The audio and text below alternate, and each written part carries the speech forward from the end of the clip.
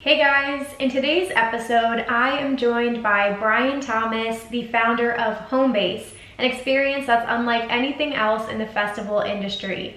Homebass is Florida's largest exclusive music festival resort. It is the one-stop shop for festival goers to stay in a hotel with fellow ravers, enjoy pool and after parties, shuttles to events, and other activities throughout the weekend.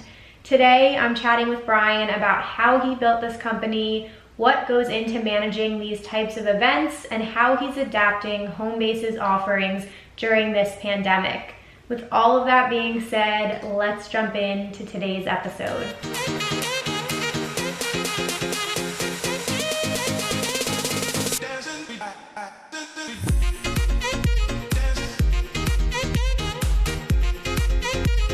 What is up, you guys? Welcome back to Rave Culture Cast, your weekly guide to the EDM community, music festivals, and more.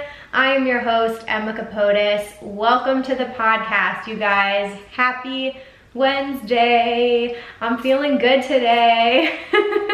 I have so much energy, you guys. I had my first cup of coffee today in a month. I gave up caffeine for a month and I decided to treat myself today because today is the actual launch day of Rave Culture Cast's merch line. So you guys are hearing this a week from now. So I wanted to celebrate, had a cup of coffee. I'm still energized now at 4:30 p.m. What the heck? So just so you know, you guys are gonna have a very high energy episode coming at you guys today. I also just wanted to point out that we are filming in a new location. I officially moved into my house this past weekend, so I'm still getting things situated. It's a little bit echoey in this room right now because I don't really have that much furniture, but I have a new home office. It's gonna be my creative space. I'm gonna film and record things for the podcast and for my YouTube channel in here. So if you guys are watching on youtube.com/EmmaKapotes, you will see a new background, but that is a work in progress. Super excited for the content that is to come out of this space. And with that being said, just wanted to point out a couple things. You guys can always follow along with us on social media at raveculturecast and at Emma Kapotes on Twitter and Instagram to stay informed and up to date with the latest and greatest. And of course, we have a new YouTube channel for the podcast. It's called Rave Culture Cast Clips, and that is weekly highlights and bonus interviews. So you guys can go ahead and check that out, subscribe over there. And lastly, I just wanted to mention the Facebook group community, which is my favorite thing ever. I love posting in there every day and chatting with you guys. So if you want to meet other ravers and talk about the episodes and just everything related to EDM and music festivals, check out the Rave Culture Cast community group. Alrighty, and with all of that being said, I also just really quickly wanted to say a massive thank you to you guys listening right now, to anybody who has purchased something from the new merch line. Like I said, it hasn't even been a day yet that it's been out, and your support has been amazing. Everybody has been so incredible, tagging me in your order confirmations and things like that. Like, I'm so excited. I can't wait to see you guys, have everything in person. So please tag me and at Rave Culture Cast in any photos you take. I will gladly share those images and hold on to them because I am so excited about this merch line. So there will be a link in the description box if you guys want to shop the new merch collection, pick up something for fall, grab a beanie, grab a hat, anything you guys like. So thank you all so much for the support on that. I want to jump right in to our listener of the week here, guys. So if you ever want to nominate somebody for listener of the week, please feel free to send me an email to raveculturecast@gmail.com with your short little message shouting somebody out. So today we have a message from Brittany. It says, "Hey Emma, so happy I came across your podcast on Spotify. I love how you keep everyone in the loop with EDM news and interviews, but you also make it fun and interactive with Listener of the Week and the Facebook group. Thank you, girl." She said, "Thank you for all you do. With all the craziness, this is one of the most positive, uplifting things I look forward to every week." That is awesome. I'm happy to help. I hope you guys enjoy my caffeine energy today. So she says, "I want to nominate my boyfriend Paolo as Listener of the Week. He is an amazing guy, such a rave dad. Shout out to all the rave moms and dads. There isn't a rave scene in my little town. I've always had to travel to events and try to figure out rave hacks on my own. I thought I knew the tricks until I met Paolo. He makes sure I take all the vitamins I need, drink water, finds me the best porta potties, and always checks in to see how I'm doing." and plans the night so perfectly that when we see everybody we want to and we still have time to explore. He is such a vibe. He makes car playlists to rage to before the event and even makes a playlist to lull you to sleep in the car afterwards. Amazing. He's always helping others, and bonus points, I get to cover him in candy. He's taught me so much. I can't stop smiling. I'm so grateful to have met him. Thank you for your time, Emma. Hope you have a great week. Thank you, Brittany, for writing in. Shout out to your boyfriend, Paolo. It sounds like he takes care of you and he makes your experience in this scene better. So we absolutely love that. I'm glad you guys are a little Rave Bay couple. So cute, couple goals. So shout out to both of you guys. Thank you so much for being listeners and for being a part of this amazing little community. So what else are we gonna jump into? I think that's pretty much it. Let's get into this interview. It's a longer interview today. I want to introduce here Brian Thomas, again, who is the founder of Homebass. So I'll quickly talk about my affiliation with Homebass and how I became familiar with them, and then I will run right into Brian's interview so you guys can just hear it from the man himself. I had heard about Homebass just because obviously being in the music festival scene, it was a pretty big deal in Florida. That's where they're based out of, and it's heavily associated with EDC Orlando. So I knew that it was sort of like a hotel experience, sort of like a party package that you could, you know, stay where you play. That's their tagline. But I wasn't really familiar until last year when I went to my first EDC Orlando. I unfortunately did not stay at Homebass, and I regret that decision every single day. But I did get to pop over there and get some video from my vlog and check it out. And I was literally blown away by what they put together. I honestly, this is why I wanted to have Brian on. Like, he was, again, on my list of people to interview. I really just think this whole idea is genius, and I'm not just saying that because he's coming on today. I cannot wait to see where they expand this in the future. I think this type of event could work for so many different festivals, and it's kind of just like the perfect situation to be in, and here's why. So basically, Homebass is like a hotel experience, so you can book your room package, you can stay with your friends. It's usually a hotel takeover. So everyone staying there is going to the event with you. So it's like, I walked into the hotel, it was the Grand Floridian, I think. Ravers walking around everywhere, all dressed up in their outfits. There were pool party events during the day, tons of activities. I think there was like a brunch with the DJ, there's yoga, there's like all fun things. You're meeting people, and then you go to the event. They provide the shuttles, which is even better. So they're covering your travel for you. And then there are after parties. So you come back to the hotel and they have, you know, they take over one of the conference rooms and there are after parties. So you can, it's safer, right? Because if you're drinking or whatever, you're all in one place. You don't have to Uber, you don't have to drive anywhere. You are staying where you're playing, as it sounds. So I just think this is such a creative way to go about it. I think it totally adds to the festival experience because you're just continuing the party afterwards, basically. And I just think it's such a cool idea, and so what I saw was amazing. And I know they have other events outside of Homebass that we're going to talk about, like Hotel Elsewhere and Dirty Bird Campin'. So they're expanding, and I wanted to just hear from Brian how he created this idea and basically how you run an event like this, because it's expanded. They were going to do 2 hotel takeovers this year for EDC Orlando, and I know it takes a lot to operate this kind of company. So if anybody has been interested in kind of like operations or management or starting an event production company, you'll learn the ins and outs today from Brian. So I think that's everything. You guys have a preview of what we're going to be talking about today. We're of course going to cover the elephant in the room, COVID, and how they're adapting to that, because effectively a bunch of events were canceled this fall. So we're going to end the episode talking about how they've been able to adapt and what future events we might see out of Homebass. So with all that being said, please join me in welcoming Brian Thomas to the podcast. Awesome. How are you doing? Good. How are you? I'm good. Boom. There we go. There we go. Got it. What's going on? I'll just hop right into things. Just to get started, for anybody who may not know, could you just quickly introduce yourself, where you're from, what you do, and then maybe some of your favorite artists? Yeah, absolutely. My name is Brian Thomas. I'm from Tampa, Florida. I was born in Cleveland, Ohio. I've grown up here all my life, pretty much. It's been really crazy to see how it was back in the day when I first started one of my first businesses into where we are now. It's going to be really exciting to see how we grow in the future. A little bit about myself. So I own Homebase. I started with my first company, which was music festival trips. What I kind of built out of it was I started building travel packages, hotel packages, that kind of stuff.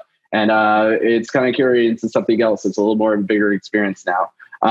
Now, some of my favorite artists right now, it kind of changes all the time. Today I was listening to Pretty Lights, which kind of threw me back to like 2012, 2013. Yeah. I've been listening a little bit of Diplo. I don't know, just kind of play around with all sorts of different stuff until it kind of mixes around and get into it. So yeah, for sure. And you're a Dolphins fan, I'm assuming? I'm not a Dolphins fan. No? Really. I'm a Bucks fan, I'm a Bucks fan. Okay. And also a Cleveland Browns fan. So, I got to rep up the two cities that I grew up in. So. Oh, that's awesome. I like the Browns. I will root for the Browns. I think they're a fun team to watch. Yeah. I mean, was it weird for you seeing Tom Brady play this week? It was interesting because, I got to say, I'm pretty hyped up about the Bucks right now. Right. I got a new Bucks license plate. I'm getting a new jersey. I'm like, you know what? Nice. I got something to look forward to. Now I can watch sports since I got all this free time these days. Yeah, it's true. It's true. It's a weird experience though. I mean, just seeing the first games without the fans, I was like, I wonder how it feels for them. It's a strange year. I feel like we're weirdly getting used to things now at this point, but those things are just gonna feel different when you first see them, I think. Yeah, absolutely. And everything's changing for there's a lot of good things that are coming out of this. I think that a lot of people are going to see that a lot of the new things I put into place this year to make new revenue and everything, they're going to grow and build on it. Like live streams are going to become a regular thing. There's all sorts of little smaller events and stuff. So, it's definitely cool to see where the direction things are heading. Yeah, for sure. And so what was your first, because I know you said you obviously had some things before Homebase, but what was your first introduction to dance music? First introduction to dance music was Counterpoint Music Festival. I had a friend hit me up last minute and he was like, yo, you want to go to this camping festival this weekend? Like it already started. It's got a dope lineup. It was like headliners were like Steve Angelo, Avicii, Bassnectar, Skrillex, Pretty Lights, and it was Zed. Mm-hmm. It was massive in Atlanta. And when I went to that event, it kind of kicked off for me. Just knowing that I really love large scale events. That was kind of like my first time going to something super, super big. And it was interesting because when I went to Counterpoint, I was like, man, is there anything better than this? This is my first camping festival. Like, it's so cool. All the multiple stages, like the 2 stages going back to back between music was just insane. But I was on a hill and some girl was hula hooping next to me. And I was like, you know what, is there anything better than this? And she was like, you got to check out Electric Forest. And that's where it really kicked off for me on music festival trips and also more of like figuring out what else is bigger out there.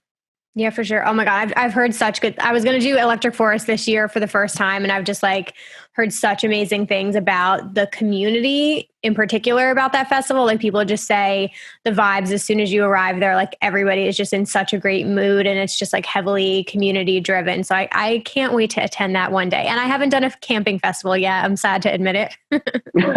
Well, you have to do a camping festival. Yeah. Go with a group of friends. If you do the RV thing, it's definitely super sick. I've definitely done my good handful of camping festivals. So awesome. If you need any advice, I got you. Yeah, thank you. No, I appreciate it. So before you did Homebase, like what did you want to do? Like what was your dream job before you got into the festival scene? Or did you always know that you wanted to work in the music festival scene? I've always been about experiences and bringing people together. It all started when I was 16, 17 years old. I started buying out nightclubs and started putting together events that were branched around the high school community. I wanted to bring together rivalry schools and bring them into one dance floor room and just have a party, get loose and have a good time. Awesome. And that's where it kind of opened up for me. Wow. Okay. And so before we dive into all the fun stuff, what are, especially now, we obviously have a little bit more free time because we don't have any events to go to, but what are your hobbies outside of this whole world? What's outside of home base, the industry and stuff. You know what? I just got a new dog, and I absolutely love Aw. hanging out with her and just taking her Yeah. on walks, exercise, and that kind of stuff. I do love reading. I love reading about different articles, about different events, different kind of, things that are going on in the world. It's interesting about the whole world on how things have been just kind of changing and shifting, especially in this country. And I've been digging deeper on each side of things between the kind of the division that's in this country, and it's interesting. I've been diving in a lot deeper on it. So kind of like networking, my dog, exercising, reading, music. Love it. What kind of dog did you get? I got a miniature golden doodle. Nice. Oh, that's so cute. I feel like everybody goes for the doodle mixes. That's what I'm looking at too. Yeah, this dog is too much. Family friendly. They don't shed. I've heard good things about golden doodles. What's her name? Her name's Maui. Oh, I love that. You've got your hands full, that's for sure. Okay, so let's chat about home base. I definitely want to talk about the whole world of it. I've actually gotten a lot of requests recently for people asking to talk about like the logistics behind planning events. People seem to be really interested in that topic. So this is like the perfect fit here. But for anybody listening who isn't familiar, how would you normally describe what home base is to somebody who doesn't know? Okay. So I always have to choose my words on like how to promote this, because it's kind of evolved over the years. Music festival trips always had a slogan, "Together is better." So, that kind of drives with the idea of experiences and bringing people together. I got to really say there's no place like, hold on. Home base is more than a place to stay. It's the central place for music lovers, attendees, people from all different kinds. Even if they never attended a festival, it's the central place for people to stay and be able to be surrounded by like-minded individuals and get to party, let loose, and have a great time. And, we take care of everything from, your lodging, your transportation, to all your after party, pre-party, pool party needs. And, there's something special about it when you get to go and stay in an exclusive place and get to, just stay next to your friends or stay next to other people that just really are, they're there for the music. They're there for a good time. So, I think a lot of people walk away getting to know a lot of other people, and those relationships that forge is really what keeps me doing this. Yeah, that's awesome. No, I think it's such an interesting concept. And I'm not saying this just because you're here, but I've said this before. I did a video on my YouTube channel about home base because a lot of people were curious. I just think it's the best case scenario when you're attending an event because you do have everybody in one spot. Like, it's just nice to be surrounded by these people outside of the event that they're attending. And like you said, you put everything in one spot, the pre-parties, after parties, you take care of the transportation so people can get there safe. So it really does make everything easier, which is really helpful, especially for people who might be attending events for the first time. They don't really have to think about all of the planning process, but I know what the event looks like now, but what was the first home base event like for you? The first home base event I was very anxious. I was very interested to see how people are going to really enjoy this. And I've always envisioned it in a way where, everybody just coming in, they get into their rooms, they get checked in, and then all of a sudden it'll just develop by itself. But we're going to add in all the flair and the programming so we can keep everybody busy and having a good time. And really, a lot of it's built off the audience, the guests, the people that come and bring in the costumes and, their DJ equipment and set up in their rooms and all that kind of stuff. It's like, people bring more to the experience. And I think that's what people really love.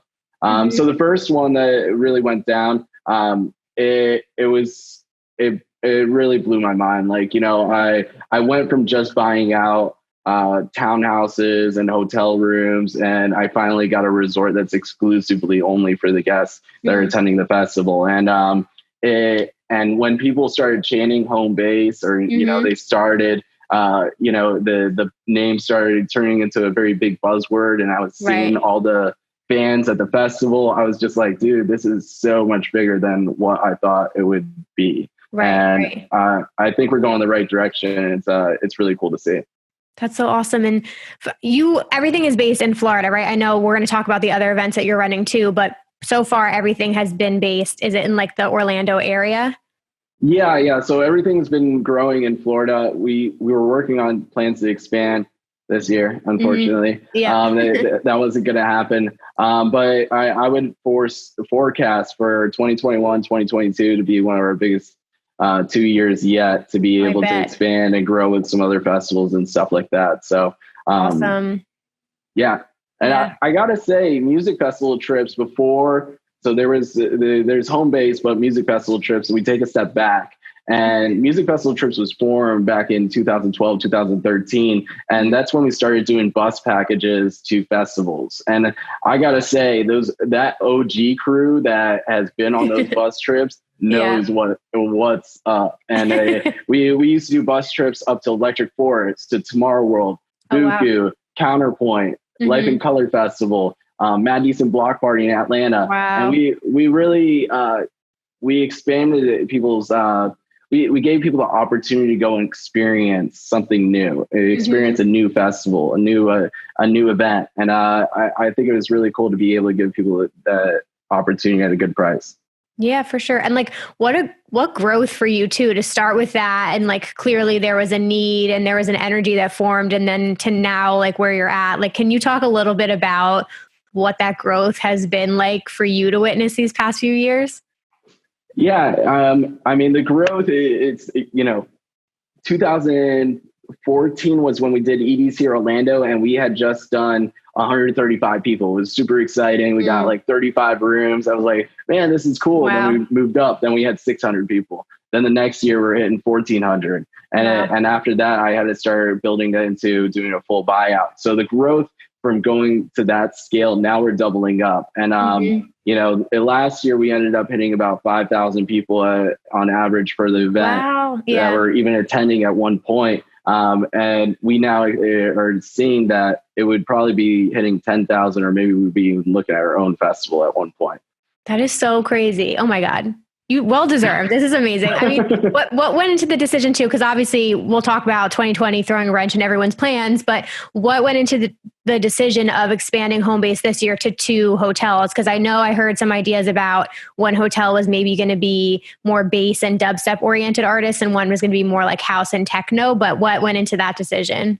Yeah, so the decision was definitely based off of occupancy on the amount of people that could stay at one hotel. We knew that there's 30,000 people that are traveling in for EDC Orlando. Our hotels can only carry so many people. So, at one point, can we expand to do a larger hotel or even 2 hotel setups? A lot of the larger hotels don't have it's not very easy to just go and step in and do 1,600 rooms. It's kind of very difficult. So my plan is to grow into that. If we can hit 1,600 rooms, doing a larger property, I'd love to do that. But this gives the opportunity to really space it out, give other people a chance to come experience it, and really get them to build into certain genres of music. And that's where we can really drill people, those really loving bass lovers with just bass music, and those house lovers with a little bit of house techno all weekend long. Our goal was to, get to where we buy out 5 hotels, and we could do it would be cool to do like a dream state hotel buyout and do maybe a full bass hotel, maybe all trance, all break beats. So, it can't expand further than that, we're in the time of waiting. Yeah. Oh my God. Catch me at the techno and house hotel. Yeah. It's such a good idea. It's amazing. And I am curious, and feel free if you can't fully answer this question, but what is it like working with the hotels? Because obviously we know how incredible this community is, but from the hotel's perspective, them signing on board with having these massive parties and knowing there's going to be young people going to festivals, what has that whole relationship been like? I gotta say it was a growing pain at first. And like I said, before home base, there was 4 years of doing EDC Orlando where we were pretty much doing at these smaller hotels, and the GMs and the sales directors, they were all kind of a little bit older, and they're not usually used to these social kind of groups. Yeah. So when we approach them and they know that we're doing a full buyout and we're getting the hotel exclusively to ourselves, that's where we can make sure we can, have the whole social atmosphere and get to have the parties and get to do everything that we need to. But it does take that breakthrough first to see everything. But obviously, it makes sense from a business level on understanding the revenue numbers on what we could bring to the table when we have these kind of groups. And plus, it gets to showcase their hotel to the world, as a cool place to stay, even on vacations and everything else. I don't know how many more people have told me they stayed at the Bonte Palms after, after summer last year. Yeah. No, that's definitely so true. And exactly. Once you start the relationships with them, I feel like then they'll allow you to come back time and time again, especially if you're selling out all the rooms. Like, why wouldn't they want to do that? But I'm also curious a little bit about improvements. Like, obviously year after year, there are things you need to address, or some things that go well and some things that don't. So how do you and your team address improvements to the event every year? Yeah. So every single staff member that works with us, we give them an opportunity to put it in their critique on the entire event, the pros, cons. I want to hear the ugly, the bad, the good, hopefully everything's really great, but I really want people to, give us some solid criticism. And honestly, some of our biggest attendees, they get us the criticism that we need, and I review over it. Sometimes it could be harsh, but there's other times where it's all constructive, and we can go through that and really understand. So, where did we miss on this? So why did they run into this? And we now can go and fix those kind of things. If it's adding in additional signage or adding in new staff members or organizing or putting heavy focus on, shuttle lines, and you got to hear out the guest, the attendee, because they're trusting, their dollars with us and making sure that we could provide that really great experience for them. So we really have to listen to the audience at the end of the day on what they want to hear, what they want to see, and, really curate to that. That's awesome. And how do things like the shuttles and things like that work? Like, I know you have your hand in everything, but is there one area maybe was the most difficult for you to coordinate, or were some of them easier than you thought they were going to be? So, there's all sorts of different learning perspectives in every single department that's running. And, when we go through the list of departments, it goes from talent to artist relations to artist hospitality to, the site operations, from setting up the site map to doing the programming to, to pretty much everything that has to be ran in a major music festival has to be done for this kind of event. And it takes the individuals that run those certain departments to be entrusted to be able to handle it. And, I definitely come in full force in making sure that people know that, we need to meet these certain standards, and we need to make sure that we take care of the guests. And, we try and do everything possible to, make sure we achieve that. Awesome. And okay, so we could take maybe last year as an example, but I would love to hear what your day is like first day of home base. Like, what are you doing? Are you running around? Do you get to go to EDC at all? Like, I'm just so curious how your day goes. I really 2 days before the show, I'm already on site, but I'm always thinking, going through every department in my head and just thinking about the things that we need, the things that we want. Are we missing anything? And really just kind of almost becoming obsessive with the event to know that, everything is in line to run smoothly. Right. And it's so important to think about that, because, if one person isn't showing up, or they may have forgotten this, it could affect somebody's experience, or, it couldn't affect their safety on site. And it takes everyone to be working at the same time and doing all the right things to make the wheels turn and make us roll in the right direction. So, I'm usually just sleep. Either I'm trying to sleep, but I'm always thinking, I'm like, oh, dude, do we do this checklist? I'm adding things to the checklist, making sure, first thing in the morning that we're getting it done. But, I really love to give the whole team, the opportunity to go ahead and start handling things right off the bat. And then I'll go in and check in with things. But I like to give them the opportunity to be able to run the event themselves, because, for 3-4 years ago, I was definitely doing everything hands on. If it wasn't, just being there at check-in, putting wristbands on, Oh my God, and in front of the shuttles and everything else. So, but I do go to EDC on the last day. I try to go for an hour or two, Nice. just swing, see the layout and stuff. And, usually I'll run into a lot of people that are staying at home base. It's cool to see. So yeah, it's a lot, not a lot of sleep over the weekend, but we're working on that to make it work for everyone. Yeah, I was going to say, I feel like eventually, because, you have your certain events that you do throughout the year, and then you get to travel and go do other shows and things like that. But you definitely have to put on that hat for the weekend when so many things are like working under you. But do you have any favorite memories? I know it's a big question, but I'm curious if anything sticks out in your mind from the last few years. I will never forget this one trip with Music Festival Trips. We did a bus trip up to, New Orleans. We left at midnight. We got to New Orleans by 11 a.m., 12 p.m. We went and enjoyed the day out there, and just went to a lot of the bars, and then we got ready, went to Base Necker, came back, partied in New Orleans, and then came back to Tampa the next day. It was like 48 hours of just complete madness. Debauchery. But I gotta say, like, that was probably one of my favorite trips I'll never forget. Wow. Now with home base, like, honestly, seeing the trailer, we shot a video trailer for home base the first time around, and that was kind of the vision of what we were trying to portray out to the audience, so that they know what is home base. And just seeing that come to life and everybody coming and enjoy it, the fashion that we set up, it was really cool to see. So honestly, there's nothing more that makes me happy than just seeing everybody just really having a good time on something that you put together. Definitely props on the trailer. The trailer came out awesome. I seriously loved it, because I don't think people, because I actually haven't stayed at home base yet. I really wanted to. This year was going to be my year, but we'll be there next year. But I mean, everything is thought out for people who haven't been. Like, I know you guys even have things to entertain people right before they get on the shuttles, and there's the pool parties, and you have all different kind of food vendors, and there's candy, and there's people are decorating their doors in the hotel rooms, which I think is so cool as well. Yeah, and like I said, it takes every department lead to run each of those things. Like, somebody's just assigned to just the workshops and the experiences on site, and it's their responsibility to make sure that's happening.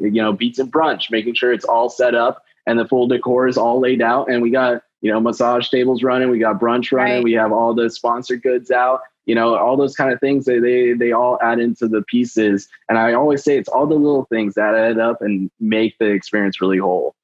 Yeah, for sure. I've only heard amazing things seriously about it. So I can't wait to see what you guys do in the future. And I mean, just fast forwarding to this year, like, can you tell me just how this year has been for you both personally and also just with home base and what's going on with that? Yeah. So personally, like, it's tough. Like, a lot of people have lost their jobs, or they're in a weird spot, or, things are a lot of shifting and changing. You're stuck inside. Are you supposed to be outside? And, you got to really focus on yourself. You got to take care of yourself, working out, reading, understanding the facts that are going on. And, spending a lot of family time and friend time, don't lose that circle of friends, and, always calling in to check in with someone is always great. So, it's been good, a lot of just like personal time, just, reflecting on the things in the past and how you want to fast forward for the future. Now, for the future that's going to go on past this, it's going to be different for a bit. And we all got to adjust and adapt. Like I was saying at the beginning, it's going to be different, but it'll be cool. I got to say. Yeah, for sure. And I mean, I think a lot of people too just were waiting for. This was a story of this year, especially for festival lovers. Like, they were just waiting for one event to be canceled after the next. And I think the one everybody was holding out for was like, maybe EDC Orlando will slide by, because Florida hasn't really been taking this pretty leniently. But, unfortunately we got the news about that, and it is what it is. But how do you feel about approaching next year's event? I'm just curious from your perspective. Like, do you feel like this just gives you more time to make the event even bigger and better? Or, I don't know, just how do you feel about it? We get to focus on a lot of the specifics on the event to make it even better. even bigger sponsors can come on board, bigger partners. And, this gives us the opportunity to really get to work with, bigger producers too. And a lot of people in the industry have been shifting around different jobs and stuff, and or changing their role or working with other people. And it's cool to be able to collaborate with some other individuals that have a lot more experience. So I would be shaping for a bigger, better event with, better technology. I think we'll see a lot more, we'll see a lot of new talent that'll probably be coming into the game and stuff. And maybe some new music too. Like, honestly, like it's really cool to see like what people are producing these days and coming out with. Yeah. How do you feel about the solutions we're getting right now, like live streams and drive-in raves?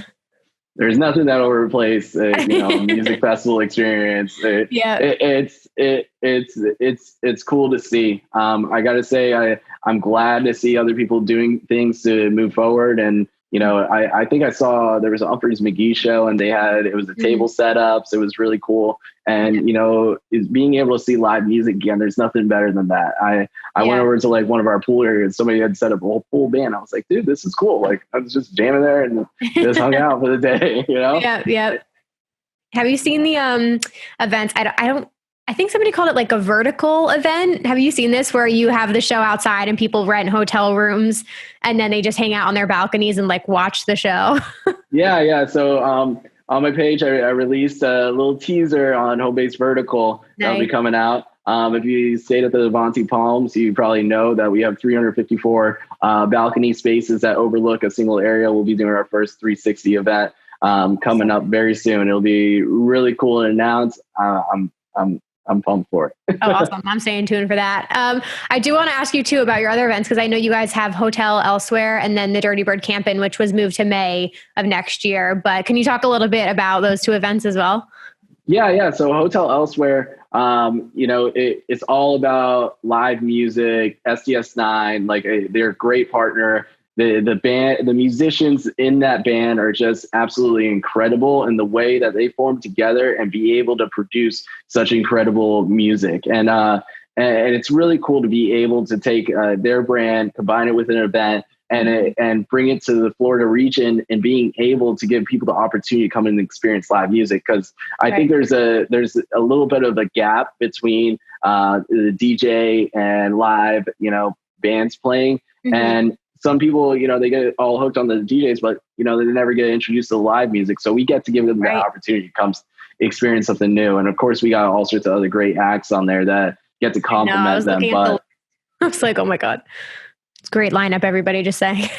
Yeah, it's sick. It is really sick. And I'm glad I get to work with Closey and SDS9 and, everybody on there. They're all unique in their own way. So I'm really excited to be able to work with them. Now with Dirty Bird Campin', it's super, when we were able to work out that deal to work together on this, I've learned so much. And I think being able to apply my skill set and being able to do operations and be able to, direct a festival in the direction that it needs and meet the vision from Barkley Claude. He has a vision for this event, and it's just, and I got to make it happen and bring it to life. So, and he does his own things and put it in his twist, and I just absolutely love it. So it's really cool to see how that's coming together. It's almost like Pee Wee Herman's Playhouse. Oh my God. Meets Mad Men plus like a lava lamp lounge, like with plus it's like plus all this different quirky, crazy stuff. And I absolutely love it. I feel like the Dirty Bird branding is just so interesting. And I've heard things about the camp out itself too.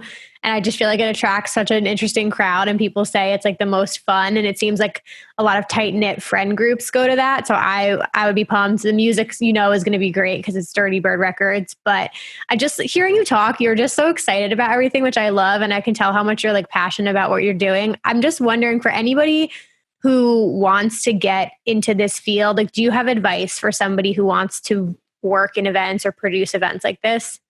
I've had questions like that before, and it's, I started out as a lifeguard a long time ago. I was a camp counselor. I was a swim instructor. I built into doing my own events, which were team parties. Then it kind of morphed into club shows, Then I started music festival trips and started working on travel packages. But in between that time, I wanted to go work for another company. I applied at so many different entertainment companies and I never got really a response. And I was like, you know what, if they don't want to give me a job, then I'm going to create an opportunity for myself. And, that's when I started creating travel packages.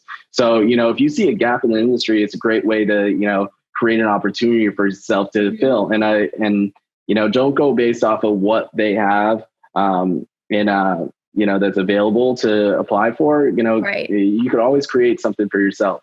And I think the other thing is, working in the entertainment scene is just, a lot of people say it's all about who you know. It's really a lot about, who knows you. And somebody had told me that, within the last year, and I got to say it really is like, you could say, all these people, but if they don't know you, it doesn't mean a whole lot. So, right. Make a name for yourself.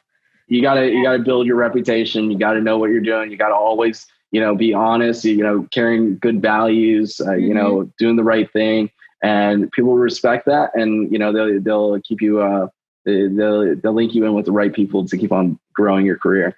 Right. No, I think that's amazing. I love that. Just creating your own job, especially now. I feel like with everything going on, I think a lot of people are leaning that way, like either working from home or just wanting more freedom with their life and their career. People are just finding ways to have businesses online or create their own freelancing or whatever they're doing. So I think especially when events come back, that's definitely something to look into. And I know a lot of artists have mentioned too that they started out as promoters just as like their way in, and they got to know the industry, and then they started playing shows at small clubs, and then they worked their way up. So I feel like if you're super passionate about it, you'll kind of like find your way in, and then your work ethic. Yeah, it'll pick up from there. And I think there's one other thing is that don't give up any opportunity that gets thrown your way. I've done certain things where I went and worked parking at a mall to, just if somebody called me out of the blue, and I had worked with him on outside of EDC Orlando on shuttle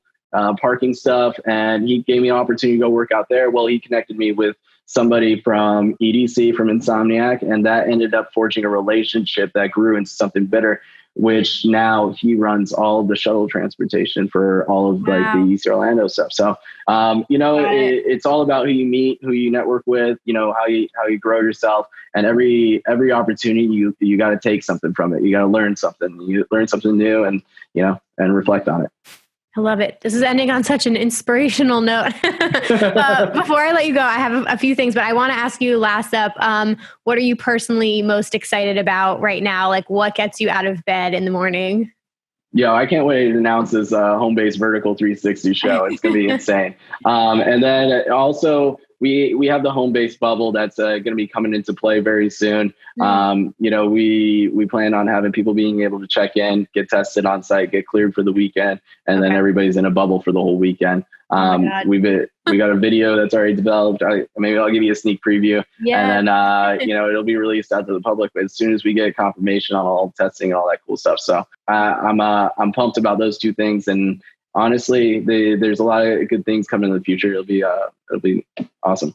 Oh my God, I'm so excited. You sound like a very busy man. I'm very excited. I honestly think like the future for Homebase is so bright, and I definitely could see it expanding in the future. I would love to have, just especially for people who have attended and love the experience so much, I think to have that at other festivals and see it expand, honestly, would just be amazing. So I'm really, really excited for you. And seriously, it was awesome getting to chat with you tonight. Before I let you go, where can everybody connect with you and connect with Homebase on social media? You can find us on Instagram at homebase.com, or you can find me on Instagram at TheBrianThomas. It's kind of like the same kind of things on Facebook, everything else. So those are kind of the main channels. You kind of see what's kind of going on. Awesome. All right. I will plug all that stuff. It will be linked down below. Brian, hang tight. Everybody else, I will be back with EDM news in just a second. Alrighty, you guys. I hope you enjoyed that interview with Brian. Shout out to Brian for coming on today.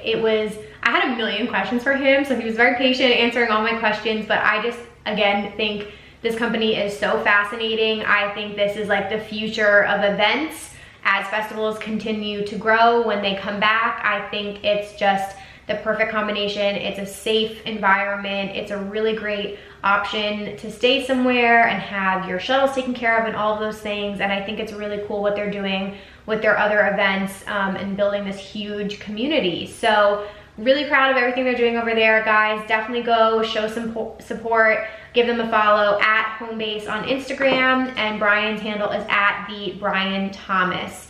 Tell them Rave Culture Cast sent you, and share this episode today on your Instagram stories and tag all of us in it. All right, I'm gonna jump right into EDM news. We have some really exciting stuff today, which I'm pumped to talk about. All right, where do I start here? I have a couple kind of festival related updates, and then I want to talk about Excision's new record label, and I want to spend some time on that, so we'll get to that last, but headbangers, get excited.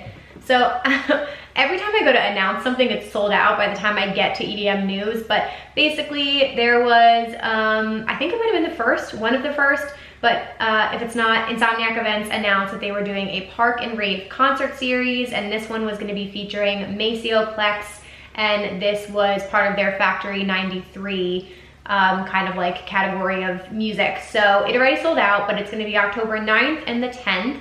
And it's just going to be a special Park and Rave experience. Hopefully we'll see more like that. I've mentioned, I know a lot of the drive-in raves have been pretty bass heavy, but I would love to see more like house and techno artists. I know it's a little bit trickier, but I think it's cool just to mix up all the genres at these shows. So that was really exciting. Sorry, tickets are already sold out for that. We also got a Beyond Wonderland announcement, which was really exciting. So I know obviously things have been pushed back, so this is Beyond Wonderland in 2021. They announced there are new and never before rave areas at Beyond, 5 new stages, 3 full-sized carnival rides, 2 art cars, new magical areas, hidden hideaways, roads, and more. So the stages, it says there's the Mad Hatter's Castle, huge expansion into a brand new, never before used area, and that is hosted by Dream State and Insomniac Records. Incredible trance and house heads. That's gonna be your domain. Then we have the Queen's Domain, the world's largest mega structure returns, featuring brand new production. We love a mega structure on this podcast. The Caterpillar's Garden mini megastructure will be bumpin' hard, hosted by Bass Rush and Audiotistic Fest. Cheshire Woods Get Lost in Madness, hosted by BassCon and more. The Looking Glass Go Deep Underground Wonderland with Factory 93, so your techno is gonna be there. And then it says all new production on every single stage. There's a Wonder Wheel, a flying elephant ride, giant swings. Okay, so these are some of the areas they have that are, I guess, newer. The Mushroom Marsh, it says new grassy enchanted playground filled with trees, mushrooms, and the Wide Awake art car with special guest DJs. The Rabbit Hole, a secret hideout featuring a hidden bar and many more surprises, so it's like a speakeasy.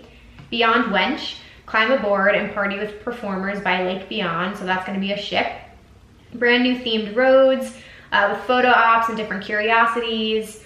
Really exciting. So they already shared the festival map, which is really cool. You guys can go check it out on Instagram.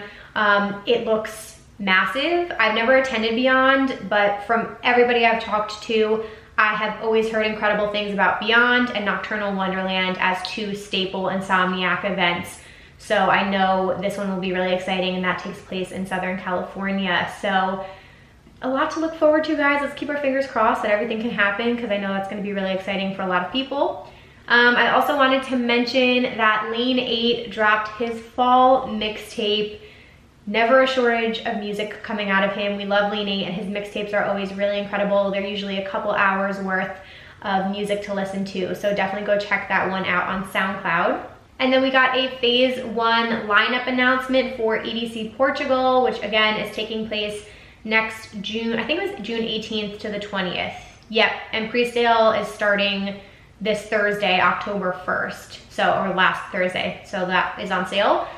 This Phase 1 lineup is massive already. I mean, you've got everybody on here: Adam Beyer, I'll just name a few: Adam Beyer, Armin van Buren, Amelie Lenz, Charlotte DeWitt, Cerez D is on here, Darren Styles, Dimitri Vegas and Like Mike, Dom Dalla, Don Diablo, Enrico San Giuliano, we love him, Holy Goof. Who else we got on here?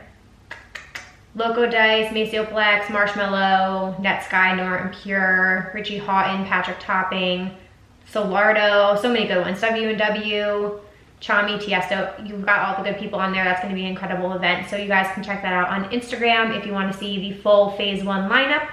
And then lastly, like I said, I want to talk a little bit about Excision here for a second.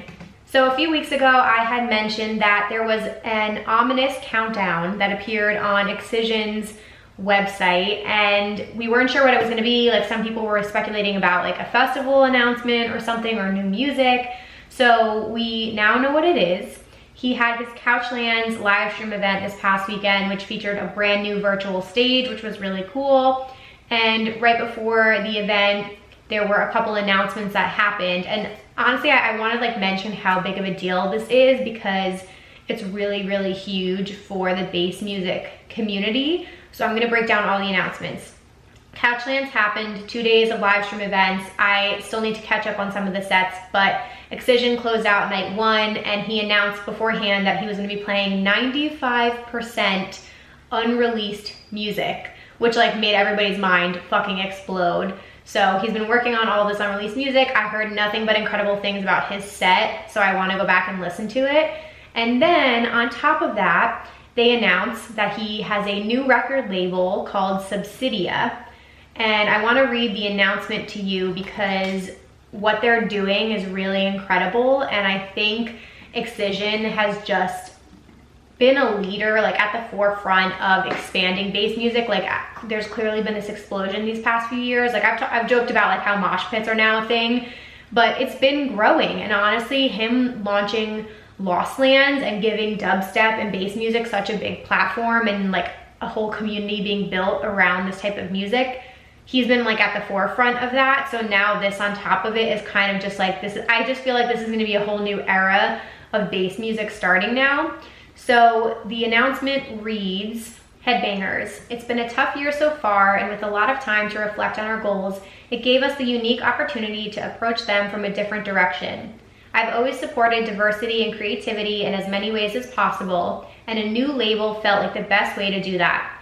Not only will Subsidia aim to push the boundaries of bass music from heavy to melodic to experimental, it will also support everyone from established artists to rising young stars. Thank you for joining us as we launch with over 100 new songs of all shapes and sizes coming out on Monday. So when you're ready to disconnect from the world, plug into Subsidia and escape into a new one alongside all of these amazing artists. Excision. So let's just unpack what this man's just did. So he announced a new record label, said it's going to be covering every type of bass music from heavy to experimental to trippy, I think was the other one. Melodic, sorry. Heavy, melodic, experimental, which is amazing. I think melodic dubstep and bass and future bass has like grown in popularity so much, and experimental as well. Like we've just been seeing more and more. So essentially what he did, you guys can go on Spotify. There are 4 different mixes that you can listen to. And again, we have over 100 songs. I was trying to get through the volumes the other day, and there's so much new music, it's overwhelming. But there's one playlist that Excision put out. It's his subsidiary Mix 2020. I started with that one, that one's great. And then there are 3 volumes, Dusk, Night, and Dawn. And again, it's just such an incredible collection, because I was looking at the list and there were names I recognized, and then so many new artists I've never heard of, and I just was clicking through, going song by song. And again, such a huge range. Like there was some heavier stuff from like Sullivan King, and then I discovered some newer artists, and there was a song from Jansen I was really vibing with. So you have your pick and you can find what you like. And I know I'm spending a lot of time on this, but this is such a big deal for bass music, and I think it's incredible that they gave this platform to rising young artists, because I don't think people realize how big of a deal it is to have a track come out on his label. So it's going to be amazing. I think his Lost Lands Festival, whenever that comes back, is going to be massive. Go stream all of the volumes. It's on Spotify and it's also on their website. You can go to subsidia.ca/releases. Subsidia, that's SUBSIDIA.ca/releases to listen to everything, and just you have endless amounts of endless amounts of songs to go binge listen to. So that wraps up my EDM news of the week. Let's just jump into my songs of the week, which I kind of already touched on, 2 of which were in Excision's mix. I forget which ones these were in, but they might have been in Dusk, the first one. The first one is a song by Jansen. It's called Nasty. I loved this. And you guys know me, I'm not really like the biggest bass music fan. I definitely love certain artists and songs, but I don't listen to it usually on a regular basis. But Jansen's song Nasty was so wonky, so much bass, so much stank bass, like kind of a rhythmy vibe, but it just gave me all the vibes. I absolutely loved it. It is exactly like it sounds, nasty. The other one I really liked from the mix was by Rave, V-O-L-P-E, his song Over My Head. I really like the vibe of this. I had not heard his name before, his or her, it could be a girl, but I'm assuming it's a guy. It goes from kind of like more melodic vocals to like a really heavy dubstep drop, and I love the drop in this, and then again it goes back into like more melodic dubstep. So if you guys are a fan of that, I would check out Ray Volp Over My Head. And then on the flip side, in my New Music Friday playlist last week, Oliver Heldens came out with a new song called Somebody. Oliver's my favorite. I absolutely love him, so this track was really, really great. It's kind of like a good dancey, vibey track from him, and I was really digging that. And then my throwback track is a Chris Lake song. This one has been, I don't know, I just put on Chris Lake the other day, and I just put his, Spotify on shuffle, and his song All Night Alone came on, and I forgot what this song does to my body. Like, it literally is just one of those that the minute it comes on, I'm just like dancing down the street, shuffling, I can't stop moving to it. So All Night Alone, the Chris Lake edit, such a good song to dance to shuffle to. It is definitely gonna get you moving 100%. So definitely go check that one out, and yeah, check out all the tracks that I recommended for you guys this week. All right, everybody, thank you so much for sticking around till the end of the episode. I know I talk a lot, but I hope you guys enjoy these segments, and I had so much fun recording with Brian this week, so huge shout out to him. Definitely go show Homebass and Brian Thomas some love. And of course, you guys, thank you again for supporting the merch line. Again, there is a link in the bio to shop the new collection. And you can, always do all the things. Please share this episode on your Instagram stories and tag us in it.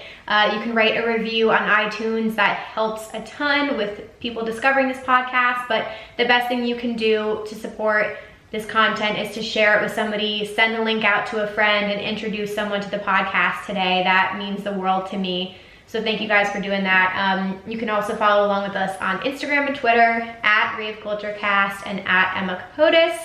And you can watch the full episodes on youtube.com/Emma Kapotes.